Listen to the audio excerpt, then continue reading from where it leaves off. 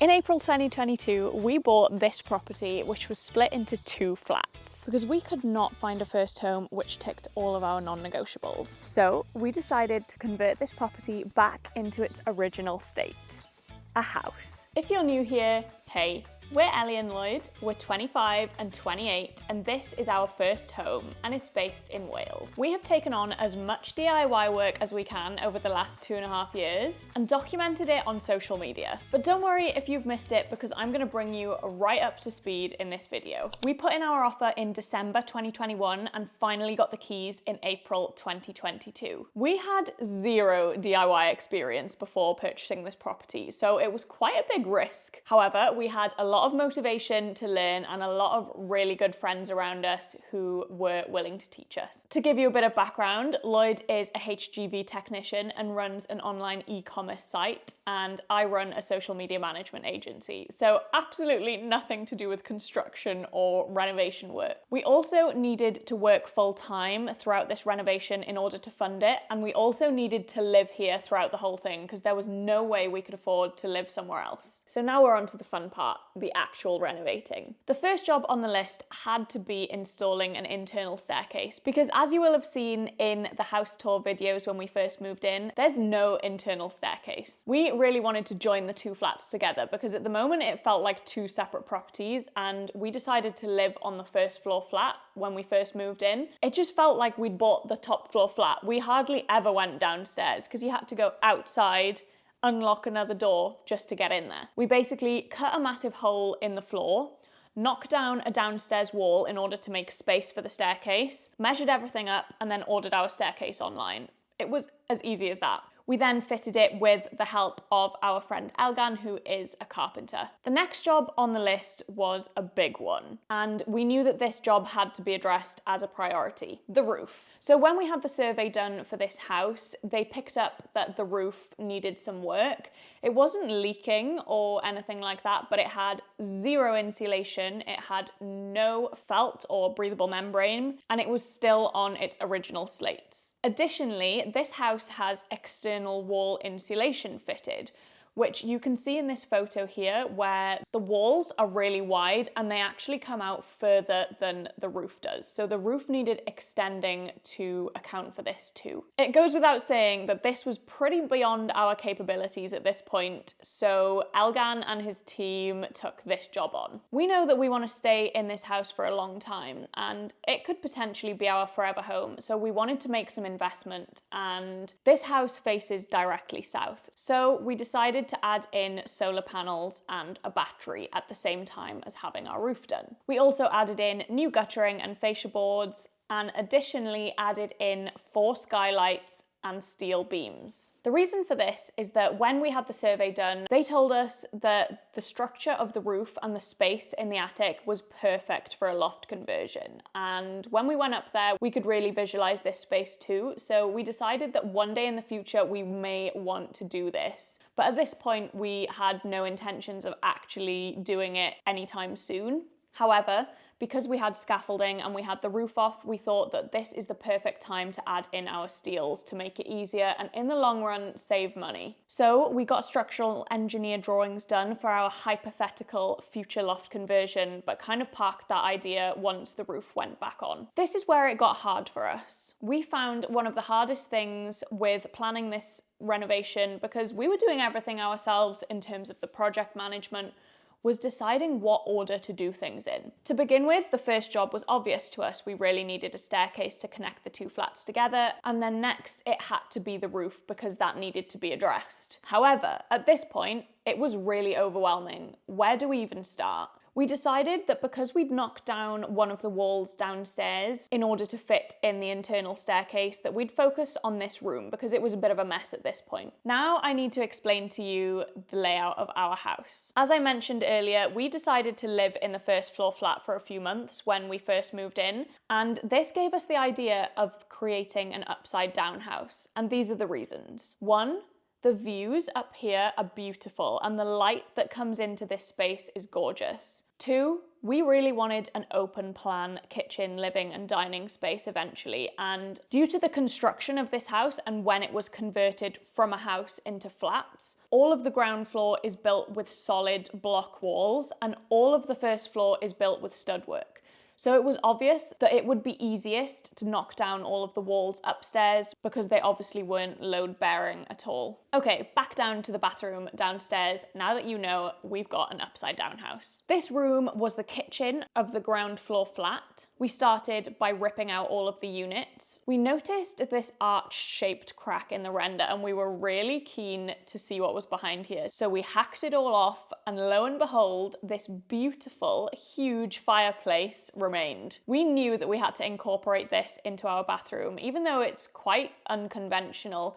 But this house doesn't have many original features left because when they converted it into flats in the early 2000s, a lot of those features were demolished, so we really needed to preserve this. We put so many hours into cleaning up this fireplace. We ripped out the old Rayburn that was still in there. We shoveled out wheelbarrows and wheelbarrows full of mortar and junk that when they had done work to this property previously, they just chucked it all down the chimney stack, so it was just piled up in there. We repointed it and then we sealed it, and after a lot of hours, it was worth the work. We got first fix plumbing done by our plumber because we needed new drainage. It wasn't as simple as just swapping out the old toilet, the old shower, etc. It used to be a kitchen, so it needed new drainage installing for a soil pipe and waste pipes for the bath, shower and sink. Then we got to work with all of the stuff we did ourselves. So we self-leveled the floor, we shower boarded for where the shower enclosure was going to be, we laid SPC flooring and we tiled the walls. This is the finished result of our bathroom. Honestly, it's like our dream bathroom and the fireplace turned out better than we ever thought it would. It's a really contemporary finish and I know it's not to everyone's tastes, but it was so special to us to preserve this original feature. On to the next project now, and whilst the roof is now being worked on, we decided that in order to be as productive as possible,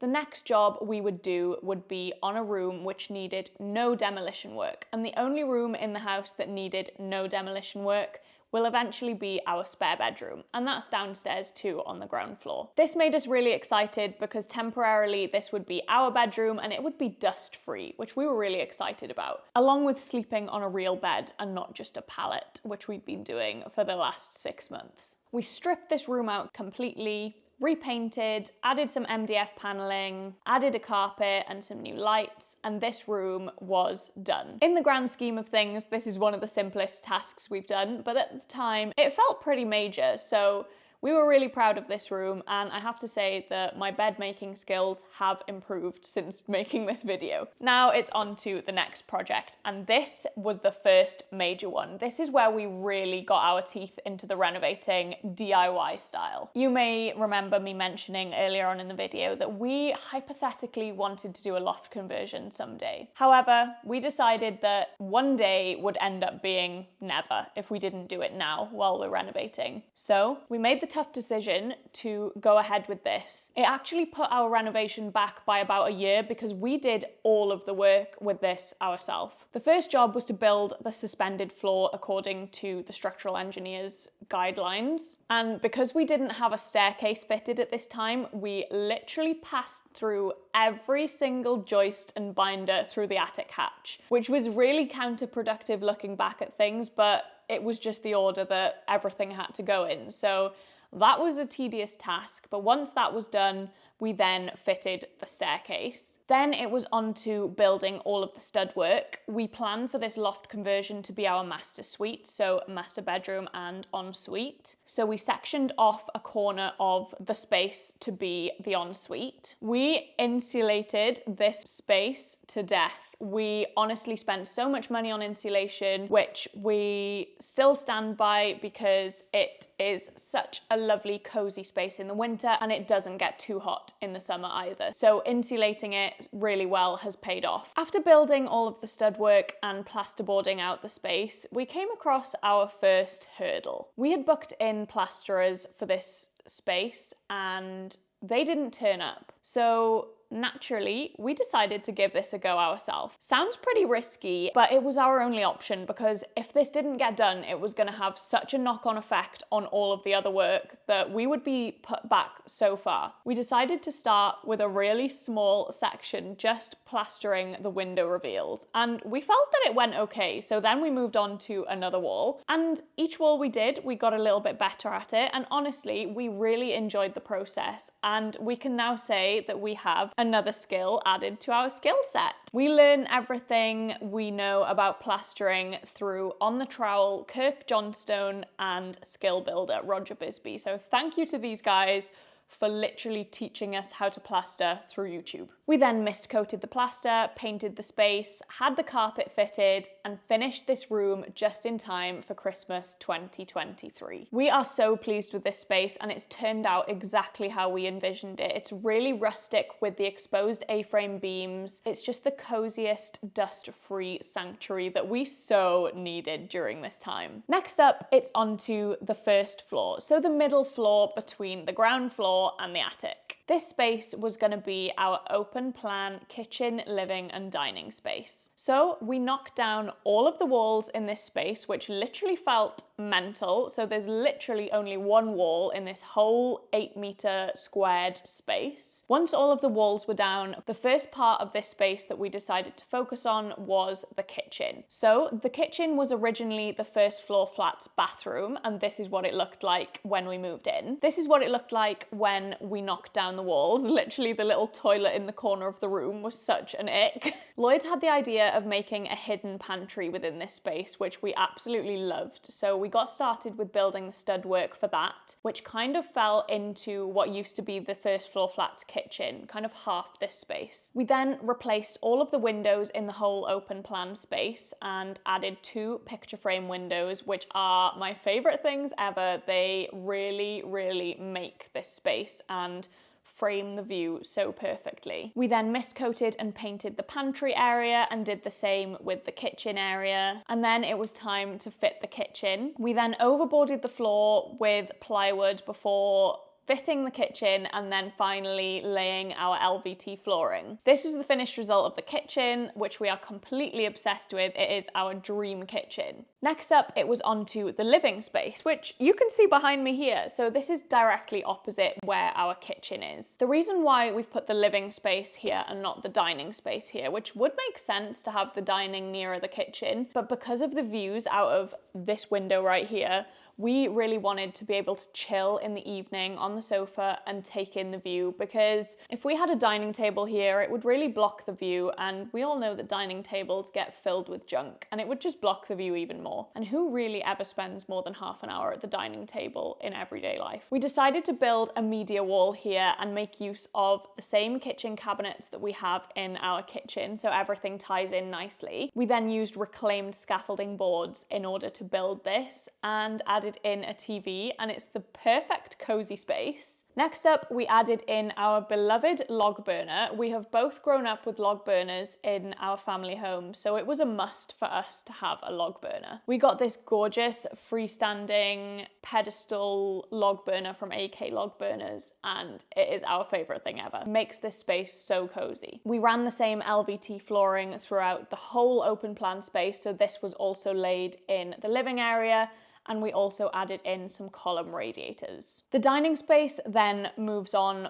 from the living area. So this was what was originally our bedroom in the first floor flat, but you can see here, obviously the walls have now gone. Not really much work done here other than continuing the LVT flooring throughout the space, adding some shelves in this alcove to the right of the chimney breast, and adding another radiator in this space too. And finally, our most recent project was our WC. So this space is between the back of the pantry and the entrance to the stairs up to the loft conversion. This space had to be closed off because of fire escape from building control. So this space was basically dead. So we decided that it would be the perfect space for a WC. It's always good to have a toilet on every floor, and the fact that this is our entertaining space, it's so nice that guests can go to the toilet on this floor and not have to go downstairs to the main bathroom. We added a pocket door in this space to really maximize the potential of the space, did some really nice funky wallpaper and wainscoting style paneling, and we're obsessed with this room. It's so nice and really functional, and it's just nice to have a really fun and funky room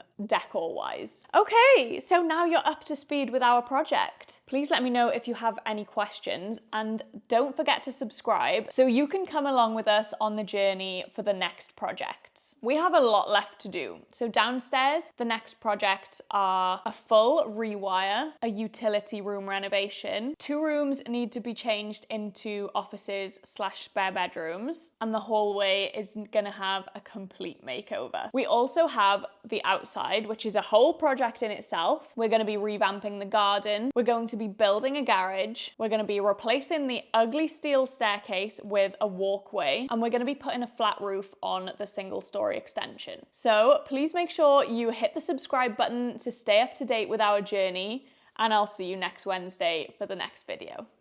Bye!